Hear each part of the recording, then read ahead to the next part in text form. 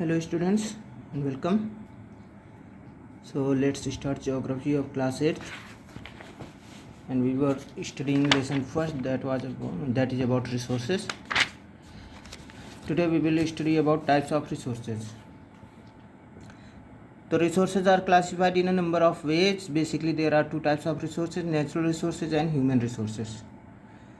Resources को कई वर्गों में हम लोग विभाजित कर सकते हैं। हालांकि दो मेन टाइप्स के संसाधन होते हैं, प्राकृतिक संसाधन और इंसानों द्वारा बनाए हुए संसाधन।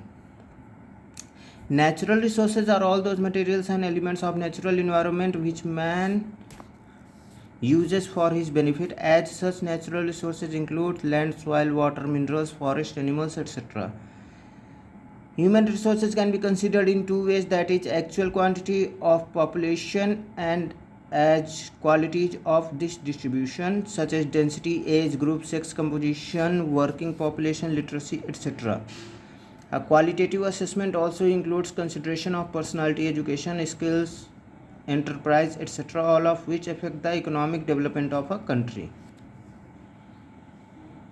तो प्राकृतिक संसाधन वो सब चीज़ें आती हैं जो हमें प्राकृतिक पर्यावरण के द्वारा हमारे इस्तेमाल के लिए मिलती है, जिसमें हमारे शामिल हैं हमारी ज़मीन, मिट्टी, पानी, हवा, जो भी मिनरल्स हैं, जंगल हैं, जानवर हैं, ये सब के सब हमारे प्राकृतिक संसाधन में आते हैं। जो इंसानों द्वारा बनाए हुए संसाधन या कृत्रिम संसाधन हैं वो दो टाइप्स में कंसीडर किए जाते हैं। जो उनकी एक्चुअल क्वांटिटी यानी कि मात्रा है पॉपुलेशन के अकॉर्डिंग, और क्वालिटी मतलब गुणवत्ता है उसकी डिस्ट्रीब्यूशन में, जैसे कि हमारे जो density, age, group, sex composition, working population, literacy वगैरह हैं। और ये सब मिल करके जो है किसी भी कंट्री के डेवलपमेंट को अफेक्ट करते हैं। सो ये आप लोगों का पूरा बताया हुआ है कि रिसोर्सेज आपके किस टाइप्स के होते हैं। और हमारे नेचुरल में रिन्यूएबल, नॉन रिन्यूएबल, रिन्यूएबल में कंटिन्यूस फ्लो है, नॉन रिन्यूएबल में अभी आपका नॉन रिसाइकलेबल है। तो इन चीज़ों को आप लोग पढ़ लीजिएगा। आगे, humans have created several resources such as capital, building, means of transport and communications, political and social institutions, etc. All these resources are called man-made resources. तो इंसानों ने कई सारे संसाधन बनाए हैं, जैसे कि बिल्डिंग्स वगैरह हैं, यातायात या आवागमन के लिए साधन बनाए हुए हैं, कम्युनिकेशन के लिए पॉलिटिकल और सोशल इंस्टीट्यूशंस बनाए हुए हैं। ये सारे इंसानों द्वारा बनाए हुए संसाधन या कृत्रिम संसाधन कहलाते हैं। रिसोर्सेज उनकी अवेलेबिलिटी के अकॉर्डिंग भी हम लोग क्लास में वर्गीकृत करते हैं, और दो टाइप्स के होते हैं, रिन्यूएबल और नॉन रिन्यूएबल।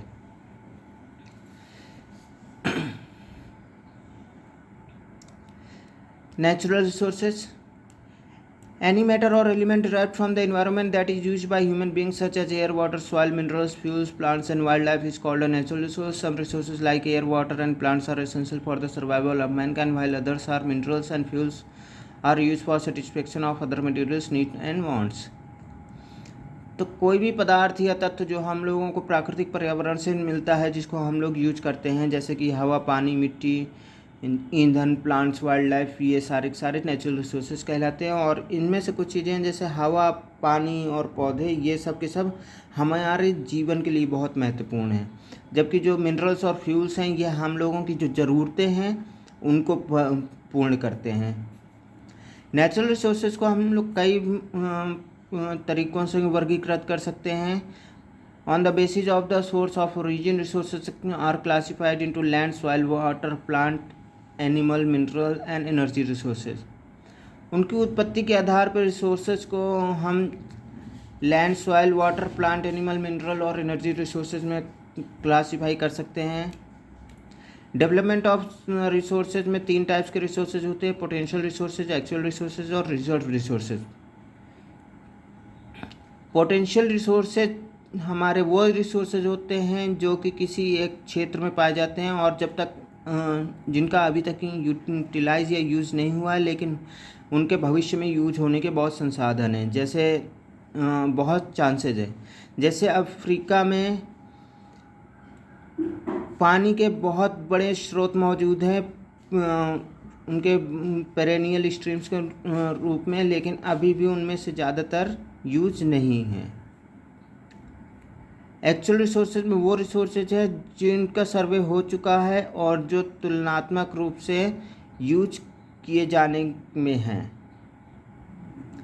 और ऐसे रिसोर्सेज को हम लोग टेक्नोलॉजी और कैपिटल यानी पूंजी के थ्रू जो है डेवलप करते हैं।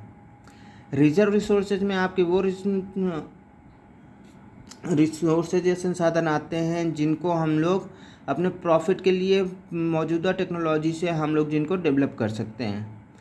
जैसे कि एक लो ग्रेड आयरन या कच्चा लोहा होता है जो बिना यूज हुए पड़ा हुआ है, क्योंकि उसके एक्सट्रैक्शन में काफ़ी ज़्यादा खर्च लगेगा, तो उसका भी हम लोग यूज़ नहीं करते हैं, लेकिन उसको हम बाद में जब टेक्नोलॉजी वगैरह आएगी तो हम उसको यूज कर सकते हैं, इसलिए हमने अभी उसको रिजर्व में ही रखा हुआ है। तो ऐसे रिसोर्सेज जो होते हैं वो हमारे रिजर्व रिसोर्सेज कहलाते हैं। Third, on the basis of renewability, नवीकरणीकरण के आधार पे जो है प्राकृतिक संसाधनों को दो भागों में विभाजित किया जा सकता है। एक है रिन्यूएबल नवीकरणीय और दूसरा है नॉन रिन्यूएबल जिनको दोबारा से नहीं आसानी से प्राप्त किया जा सकता है। Most of the natural resources are renewable because they are part of natural cycles such as rock cycle, hydrological cycle and gas cycle. Different kinds of resources undergo a definite cycle in course of time. Of course, the time taken in completing these cycles vary. Rock cycle may take millions of years, while hydrological cycle may be completed in a very short time. तो ज़्यादातर जो प्राकृतिक संसाधन है वो सब के सब रिन्यूएबल यानी तुरंत ही पुनः तुरंत प्राप्त होने वाले हैं, क्योंकि वो हमारे प्राकृतिक चक्र के एक पार्ट होते हैं, जैसे कि हमारा रॉक साइकिल हो गया, हाइड्रोलॉजिकल साइकिल या गैस साइकिल। और इन साइकिलों को या इन चक्रों को पूर्ण होने में अलग अलग टाइम लगता है। जैसे कि अगर रॉक साइकिल है तो रॉक साइकिल में लाखों साल लग सकते हैं, जबकि जो हाइड्रोलॉजिकल साइकिल है वो कुछ ही समय में पूरा हो जाता है। By renewability we mean the ability of a natural resource to renew or replenish itself within some generations of human life. तो रिन्यूएबिलिटी का मतलब है कि किसी भी प्राकृतिक संसाधन को कितनी जल्दी रिन्यू किया जा सकता है और वो कितनी जल्दी ह्यूमन लाइफ में ह्यूमन्स की अगली पीढ़ियों के लिए भी कितनी जल्दी अवेलेबल हो सकता है। Renewable resources or inexhaustible resources are those resources which are renewed or replenished fast. Some such resources are available continuously and are not affected by human activity. Solar, wind and wave energy are some such renewable resources. Many resources on the other hand get depleted after use. These may however be replenished if the rate of their consumption does not exceed the rate of renewal or replenishment. Such resources maintain their flow continuously. Resources like crops take a short time for renewal. Water on the other hand can be renewed in a comparatively longer time. Forest resources take still longer period to get renewed or replenished. तो नवीकरणीय संसाधन होते हैं वो उन संसाधनों को कहा जाता है जो दोबारा से पुनः प्राप्त हो सकते हैं। ऐसे संसाधन जो है हमारे लिए लगातार अवेलेबल होते हैं और हमारी इंसानी गतिविधियों का इन पर ज़्यादा इफेक्ट नहीं पड़ता है, जैसे कि सोलर, विंड या वेव एनर्जी है। हालांकि कई सारे संसाधन हैं जो अपने इस्तेमाल के बाद ख़त्म हो जाते हैं, लेकिन तुरंत ही वो हमें पुनः प्राप्त हो सकते हैं। लेकिन इनके गायब होने का खतरा तब बढ़ जाता है जब हमारे इनका यूटिलाइज करने की स्पीड जो होती है, रेट होता है, वो ज़्यादा तेज़ होता है और इनके रिन्यूएबल का रेट जो कम होता है। तो इस तरह में फिर इनके गायब होने का खतरा मंडराने लगता है। जैसे कि जो क्रॉप्स होती हैं, फसलें होती हैं, वो थोड़े ही टाइम में जो रिन्यूएबल हो सकती हैं पानी, जबकि उसको दोबारा रिन्यू होने में काफ़ी टाइम लगता है और इससे भी ज़्यादा टाइम लगता है जंगलों को। Non-renewable resources or exhaustible resources are built over a very long period of time. Minerals and fossil fuels belongs to this category. Their rate of formation is extremely low. They take millions of years to form, therefore they cannot be replenished soon. These resources are distributed unevenly as well. Their economic use is viable only when they are found in sufficiently large quantities and are extractable. तो non renewable resources वो resources होते हैं जिनको बनने में काफ़ी लंबा समय लगता है, और इनकी कैटेगरी में मिनरल्स और फॉसिल फ्यूल्स आते हैं। इनके बनने की प्रक्रिया बहुत ही धीमी होती है और इनको लाखों साल बनने लग जाते हैं, इसलिए इनको पुनः प्राप्त करना काफ़ी मुश्किल होता है। और साथ ही साथ ये संसाधन हर जगह समान रूप से नहीं बटे हुए हैं, असमान रूप से बटे हुए हैं। इनका जो आर्थिक इस्तेमाल होता है वो तभी फ़ायदेमंद होता है जब ये सफिशिएंट मात्रा में हमें मिले और आसानी से एक्सट्रैक्ट किया जा सके इन्हें। Recyclable resources are those resources which can be recycled after their use. Metallic ores like gold, silver, iron, copper, etc. are recyclable in nature. The metal content can be used again and again after necessary processing. Non-recyclable resources include energy resources, example coal, petroleum, natural gas, and many other minerals. Once they are consumed, they are exhausted forever.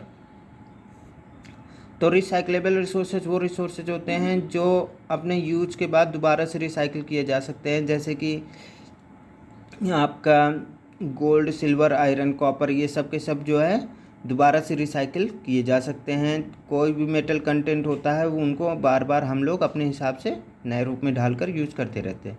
Non recyclable resources में energy resources आते हैं, जैसे कोल, petroleum, natural gas और बाकी के दूसरे minerals, और एक बार जब इनका इस्तेमाल हो जाता है तो ये हमेशा के लिए ही ख़त्म हो जाते हैं।